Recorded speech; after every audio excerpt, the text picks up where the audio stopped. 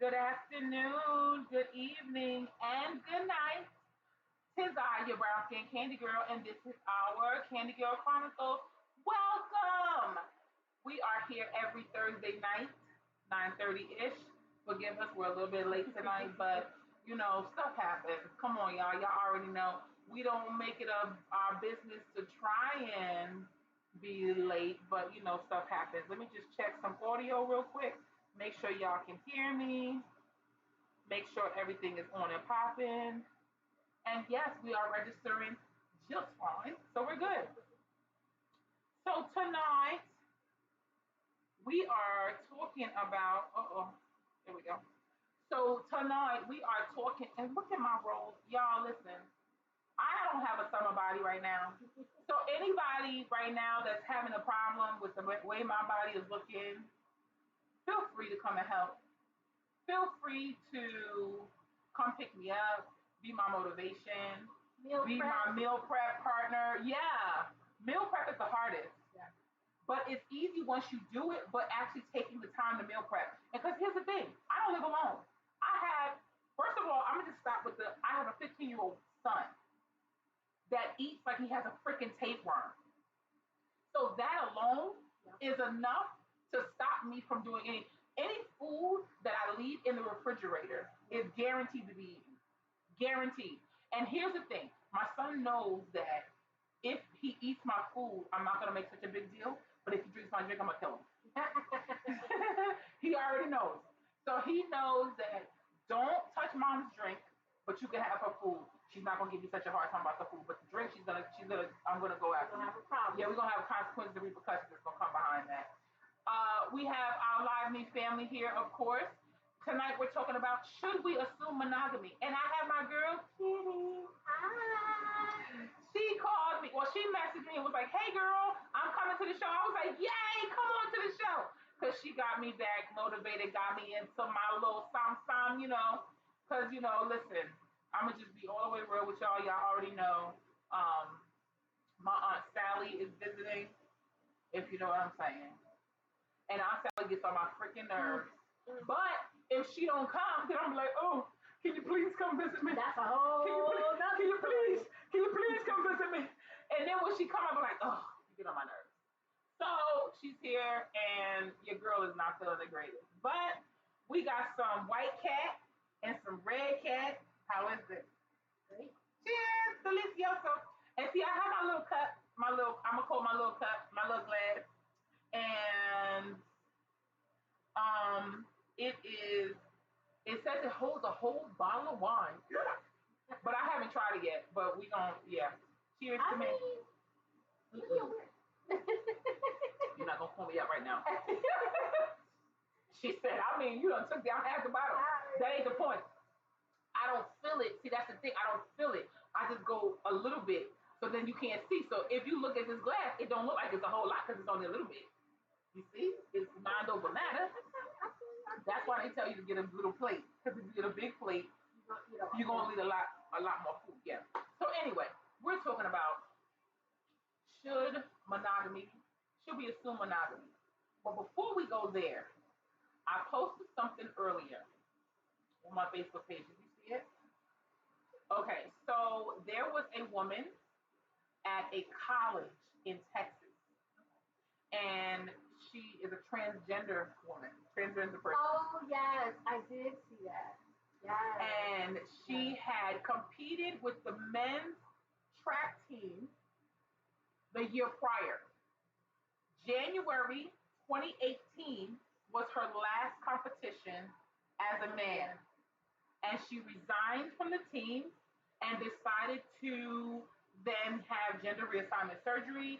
And she then, in October of 2018, joined the women's team.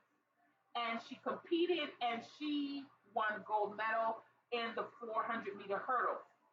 Her time in the 400-meter hurdles, now while her time as a woman was a little bit slower than her best time as a man, her time as a woman was still more than 2 seconds quicker than the best female on the track.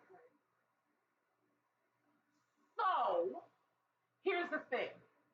That school had never had a gold medal in any of those um, particular categories, those particular races or whatever. So they were happy for that. The coach was like, "Yo, I'm ecstatic to have her. She's the best." But the other women, though. So as a cisgender woman, as a natural born female, I have my ovaries, I can bear children, all those things. I've never had to have any reassignment surgeries or anything like that. As a woman, I know what our bodies go through. And I know that by all intents and purposes, men are stronger, they're physically more athletic, their muscles are more dense, like all of those things, because our bodies are meant to be able to give more out. We're meant to give life. So our bodies are meant to pretty much expel a lot of what we take on. Right. So what do you think about that? Like as a woman, like I'm like, I really don't think that's fair. And this is, I'm an LGBTQ plus advocate. You know what I mean? I guess I should be queer. Anyway, but she's fluid. Yes, I am on the spectrum. But when you talk about someone that's naturally born a man, even if he then starts to take hormones and has reassignment surgery, I still feel like whatever hormones he may have been taking and now, identifies as a woman, I still feel like there's some sort of natural testosterone that's there. Well, see, here's the lending itself to some. There is a rule that in order to compete as a woman, that you have to have been on testosterone suppressants for 1 year. And it was 10 months, not even a full 10 months when she was able to start competing. So I don't know how they got that over. How did you get over that? Exactly. I don't know how they were able to get over that. I'm not sure, but somehow they were. But again, the school is not complaining because the school reaps the benefits of having a gold medalist on their team. But what about the other women? The other schools? I mean, her time was 57.34 seconds as a woman in that 400-meter hurdle. The closest woman to her was 59.12 seconds. That's a big difference when you're talking about track. A whole 2 seconds, that's huge. Like my son was like, "Mom, that's 200 meters." Okay, so all right. Like that's a lot. Like again, it's like I don't know. Like I don't think that's fair. Because if that was the case, I mean, we're not even just talking about the hormone levels. Like even with gender reassignment and testosterone suppressant, this person is already born with longer legs. So longer legs is going to be a longer, what's that? Gait? Right. So that's an advantage. The stride is better. Yeah. The stride, yeah. But I mean, even women that have long legs, even that, because you can't ever say, there's some people that are taller, there's some people that are gonna whatever. So even women that have longer legs and are able to whatever, that's not even the point. It's just the muscle structure. The muscle structure, because height cannot be determined. There are people that are, vertically challenged that participate all the time and do very well. So that part I'm not so concerned with. I'm just more concerned with, are you on your period today? Like, did you have to deal with cramps this morning? Did you have to deal with have you ever had to deal with your boobs being swole or your ankles being swole or you feeling like your bones, like literally, or your period didn't even get here yet, but your hormones are all out of whack, right? And you just can't do it today. Right. So while I'm all for, transgender unity, I'm all for, trying to introduce, transgender people into normal society, everyday society. there definitely has to be um, some kind of restructuring Yes. or some type of clauses and preamble or something because she set records. She set records And as a that's female, right. and And it's that's a like record that potentially might not be broken by a cisgender woman. exactly, Because exactly, because it's just harder. right. Hello, Monique. Monique O'Neill, what's up, girl? So yeah, it's like a lot. Hey B, what's up? B moved all the way across the world on me. He's still on the East Coast, but I thought he was still in Philly. Anyway, can't wait to see you. One of these days it'll happen. So yeah, so basically, I am all for transgender unity, but I feel like they definitely need to give a have a maybe a special league just for transgender persons, transgender people, where they can comfortably compete to the best of their ability without people having to feel as though they have to, attack or whatever. Still root for them, and I mean compete like in the same meet. Yeah, In the same meet. They just the everything. same events, the same meets. We don't want nothing special, nothing different. Just have a special corral that are specifically for them, so that they can be competing on an even keel, on an even level, so that they know that. I mean, it's tough. It's tough. It's tough, tough, tough, tough, tough. You know, it is what it is. So anyway, that's our quick current event, quick thing. Just a little quick topic amongst the topics is just, that whole thing. So if you haven't seen it, I did post it on my Twitter page.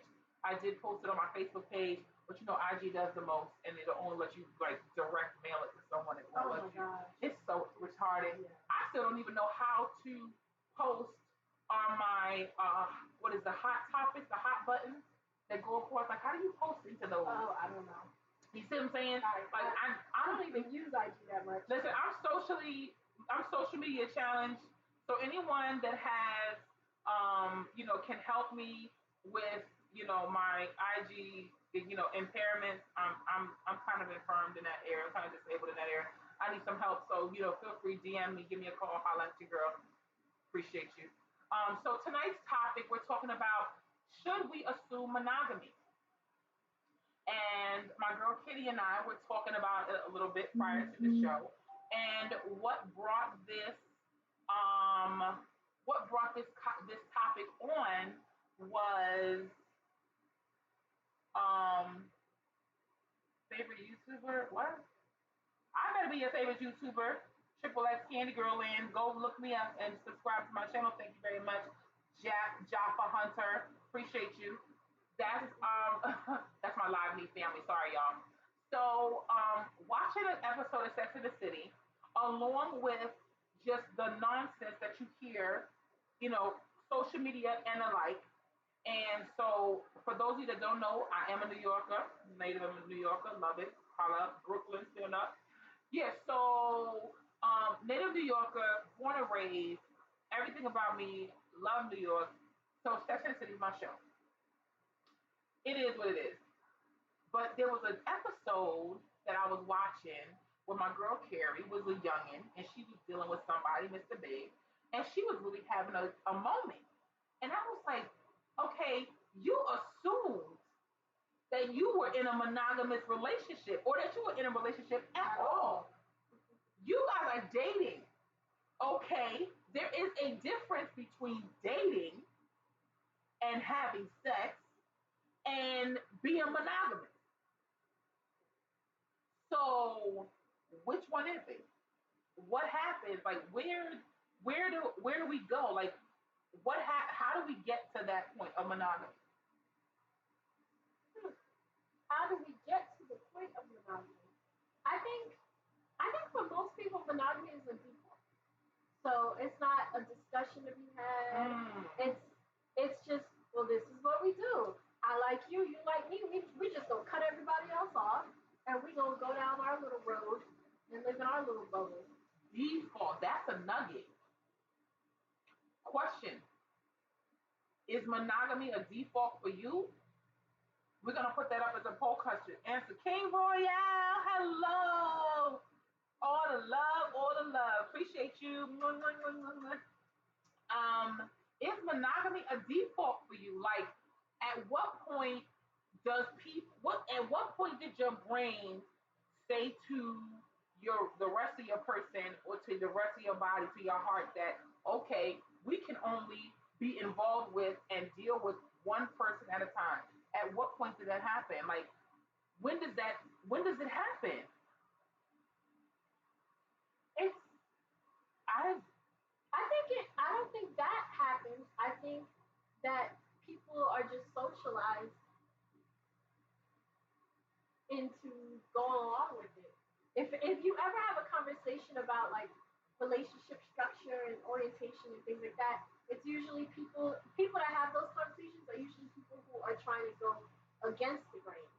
People that just go with the flow and do whatever they have seen everyone else do, they don't have those conversations. You know what's funny? Monogamy in relationships is a topic that is like universal. Whether you're heterosexual, bisexual, transgender, polyamorous, whatever, monogamy is a conversation and it is a topic that is stretches across, because you see people that are, a part of the LGBTQ. I hear it all the time. Oh yeah. I can't tell you how many times I get clients in here that be like, she cut up my dildo, or she broke up my dildo because she said I used it with somebody else. And I be looking at them like, are you a virgin? And they be like, no. I'm like, did you use your vagina with somebody else? Oh. And they be like, you see what I'm saying? That's what I said. That's what I said. And they be like, that's not that point, but I'm just saying, they ain't going to be using that for me that you use somebody's time. I be like, okay. Okay. I'm like, listen, feel free to buy as many dildos as you want. Keep a whole arsenal of dildos. And whenever you get a new girlfriend, or you just have one for each girl, one for each day, I don't even care. It keeps me in business. I'm 100% okay with it. But if we were being 100% honest, um, real talk is that you can't switch out your vagina. Men don't switch out their penises. When you have sex with more than one person ever in your life, trust me, sugar, you're not the first one. You ain't gonna be the last. Right. I don't even understand. Hello, hey there, how are you? Thank you for tuning in. Appreciate you. So it is monogamy is a tough topic. It's definitely a tough situation. It's definitely a tough, but a conversation, regardless of who made the rule. Who made the rule that that is what it's supposed to be? Men. You think so? I think I mean, you know how they say that back thousands of years when we were supposedly hunter gatherers, um, you didn't have, if we were, you know, it was tribal, it was a community. So you Right. didn't have, this is my stuff and this is your stuff, and we have to parcel things out. And so everyone took care of the kids. You weren't really sure whose kids were who, because people just slept with whomever. Everybody belonged to everybody. But as we decided to settle into civilizations, then you had to make sure that that was actually your child, because you're passing along their inheritance. You don't want to pass on, you know, men don't want to pass on their inheritance to someone else's child. But you know what's funny? And so it's like, now we only sleeping with this woman specifically is only Right. sleeping with That, me. yeah, right. So anything that comes out of her vagina, I know is mine. Okay. Okay. But you, I mean, I So feel you like think because of the inheritance that men started the whole monogamy thing, that it was a misogynist. I It I was do a it was a I do feel like there's something to that. I don't know. I mean, I don't know if it's 100% that, but I do feel okay. like there's. And even when you look at it today, not to stereotype or anything, majority of the time, it's the woman that's being monogamous. It's the man that's honey, being friendly. honey. So then it's like, I want you to be monogamous. Take your money. But I still want to do me. Okay. I don't necessarily agree with that. I don't necessarily agree with that because I just don't. I don't because in the age that we live in right now, um, we have women and men both that equally share in the polyamorous, multiple partner, Right. swingers lifestyle.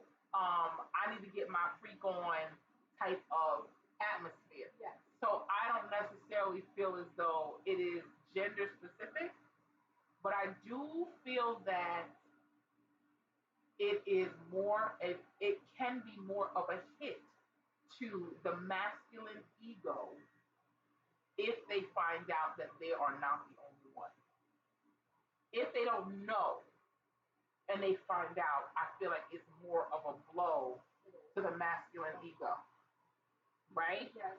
But it still goes back to the fact of where does the assumption, like where does the, is it an entitlement? Is monogamy an entitlement? I mean, I think entitlement, selfish, or insecurity is the thought that like what you do with me is special to us. So how could what we do be special if you're doing it with other people as well? Yo, I've heard somebody say that. I just had this conversation with this really good looking guy. You know who you are. Um, and he said just that. He was like, I am not the type that can do that. And I was like, well, what do you mean? He was like, I'm not swinger type. I'm not the sharing type. He was like, I don't feel like you can do what you do with me and then do with other people. And I said, well, then that means that you're like a monogamous type of guy. Like you're just, and he admitted it. He was like, yeah, I am. I'm just a monogamous type of guy. And so we had a long conversation about that because I said to him, I said, you do realize that it's possible to just have, casual sex. Like it's possible to just have, and he's like, no, there's no such thing. And I was like, I beg to differ. There is. There is. Excuse me, but he did not feel that way. He didn't feel like it's possible to be intimate with someone that is not your partner and not feel something. For him, sex and emotions are tied together. Yes, intertwined. So if we're saying that monogamy is equated to selfishness, then are monogamous people or people that assume monogamy automatically defaulted to selfish people? No, it's not. I wouldn't say that. So then, if we, I don't think it's necessarily that. I mean, I do think it's tied to selfishness, but I don't think that they're necessarily selfish people. when people are monogamous, how many times have we heard this? Raise your hand if you heard this. How many times have we heard people say, "I'm not willing to share. I can't share. I'm not going to share. I'm not going to share my hands, feet, toes, everything." That is a selfish way. Like that's like, no, you're mine. It's like this ownership, right? Right. People think you can possess other people. Like it's slavery all over again. You're my. I mean, even the way you talk about your partner or spouse or significant other, it's always you're my this. You're my that. Man, This is freaking. Forgive me, live me, but my stuff is there. Um, slavery all flipping over again. Like where we're owned by someone. You're a possession. You're forever a possession. And then the state makes money off of that. Mm-hmm. You know what I'm saying? The country, the federal government makes money off of that.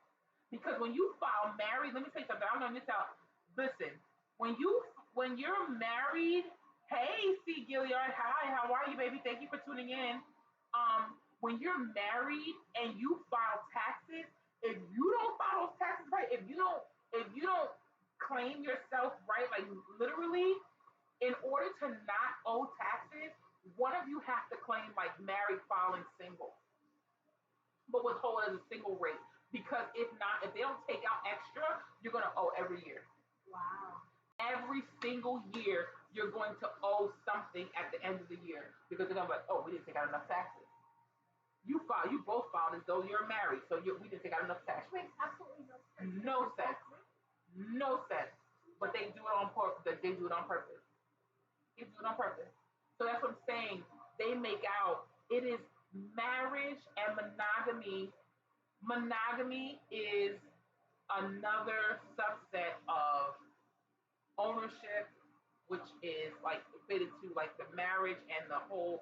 I put it in my mind as like the slavery and the um, possessions and riches and royalty. The more servants you had, the more powerful you were.